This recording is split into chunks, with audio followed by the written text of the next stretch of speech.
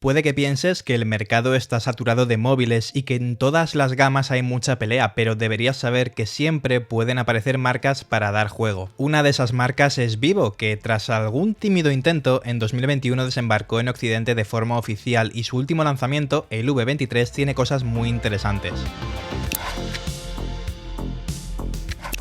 Vivo es una de las compañías del conglomerado BBK que posee Oppo, OnePlus y Realme, y precisamente este V23 comparte algunos detalles tanto con móviles recientes de Realme como de Oppo. El diseño es lo que más llama la atención a priori gracias a una trasera de cristal y marcos de aluminio con acabado plano. Se parece muchísimo al iPhone 13 y el agarre pues me parece bastante cómodo. No se resbala, no se quedan las huellas y el tacto me parece espectacular. El material además me recuerda al Oppo Glow de los Oppo Reno 6 y debes saber que dependiendo de cómo incida la luz, el cristal tiene un acabado que hace que cambie de color. Esto lo vimos en el Realme 9 Pro Plus y en nuestro modelo pasa de un acabado dorado anaranjado a un turquesa pasando por un verde muy clarito. Si una fuente de luz ultravioleta incide durante unos segundos en esta trasera, cambiará de color durante un ratito. Puede que a ti esto no te importe, pero es innegable que como poco es llamativo. Y es tan llamativo como tener un móvil Android con notch en pleno 2022. Esto tiene una explicación, ya que tenemos dos cámaras en el frontal, pero a lo mejor hay otras soluciones como un óvalo como hemos visto en otros modelos. Este V23 está claramente enfocado a los selfies y además del principal de 50 megapíxeles con autofocus y el gran angular de 8 megapíxeles con angular de 105 grados, tenemos dos flashes de relleno para cuando falte la luz. Son dos antorchas que pueden ser útiles y al final tenemos un selfie que me ha gustado mucho con la principal, ya que tenemos resultados interesantes con buen control del HDR y nitidez. El gran angular pierde un poco ese detalle, pero es interesante para fotos grupales o algo más creativas. Lo que me gusta es que tenemos un vídeo 4K 30 con la cámara frontal, algo que teléfonos de 1000 euros lanzados estos últimos meses pues no ofrecen, y los resultados son buenos tanto por el procesado como por una buena estabilización electrónica. Además de distintos niveles de estabilización, tenemos un modo cinematográfico que te pinta dos barras negras. Este modo también está cuando grabamos vídeo con la cámara principal, de nuevo a 4K 30 como máximo, y como con la frontal, me gusta la calidad de vídeo de este móvil. En fotos vemos resultados algo más irregulares. El principal de 64 megapíxeles se porta bien, con un desenfoque de fondo bastante natural y unos buenos colores y nitidez. Hay veces que el procesado es demasiado agresivo y satura un poco más de la cuenta, pero por lo general pues es bastante correcto. Es en el gran angular de 8 megapíxeles donde vemos un bajón en detalle y nitidez. Tenemos una interpretación correcta de la foto sin aberración cromática ni deformación, pero el procesado mete un extra de nitidez en todas las fotos que es más evidente en el gran angular, afeando la imagen. El otro sensor es un macro que bueno pues está para poder decir que tiene tres cámaras traseras, no invita a usarlo y definitivamente no creo que lo hagas. Si eres amante de los selfies, este móvil te va a convencer, y donde se ven muy bien las fotos es en su pantalla. Es un panel AMOLED Full HD Plus que no es el mejor calibrado, ya que tira un poco a los azules y no es algo que vayas a poder arreglar con los modos de color que se pueden establecer, pero para consumir contenido creo que es muy interesante. La sensibilidad es buena, las 6,44 pulgadas son suficientes, los laterales son planos y me gusta para consumir contenido, pero hay un par de cositas que hay que mejorar. El brillo es suficiente con una media de más de 1000 luxes con una buena desviación, pero el sensor de brillo automático es algo tacaño y siempre deja el brillo un paso por debajo de lo que debería. Es rápido sí, pero no se adapta bien a cada ambiente y tienes que estar regulando manualmente. El otro detalle a mejorar es el refresco automático. Podemos elegir entre 60 Hz, 90 Hz o automático, y en automático hay veces que no hace bien el cambio entre los modos. Mi recomendación al final es que lo dejes fijo a 90 Hz. Y tenemos un sensor de huellas óptico en pantalla que funciona pues súper bien y cuya animación se puede personalizar, pero creo que está muy pegado a la barbilla. Me habría gustado que estuviera un poquito más centrado para que fuera algo más cómodo. Pero bueno, como digo, me gusta este panel para consumir contenido, pero no tenemos sonido estéreo y el altavoz produce un sonido que peca de tener pocos graves. Vas a poder ver vídeos o jugar sin problema, pero el sonido evidentemente no está a la altura del precio. Y hablando de jugar, el Dimensity 920 con 12 GB de RAM se porta muy bien. No hemos notado estrangulamiento térmico en nuestras pruebas y aunque no es el móvil más capaz para jugar a títulos súper exigentes, podrás hacerlo sin problema en calidad media. El sistema llega con Android 12 y una capa llamada FunTouch OS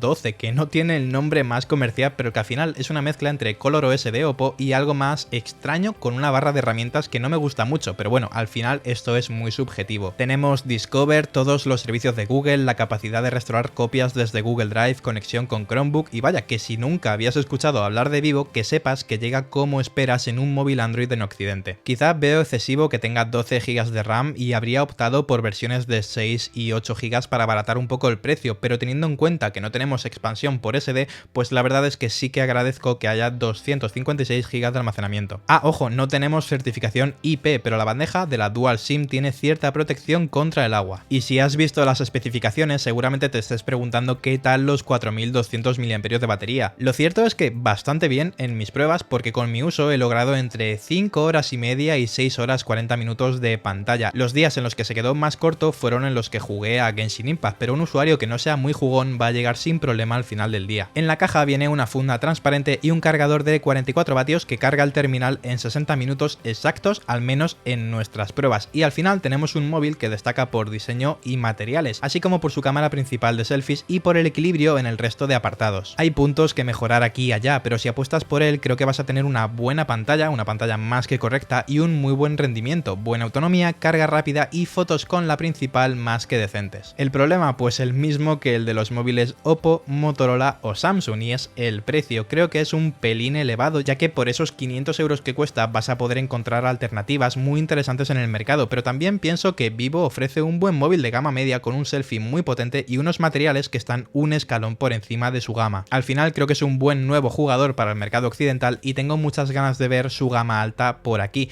Y bueno, si te ha gustado este análisis, deja un comentario, un like y nos vemos en el siguiente vídeo. Gracias y chao.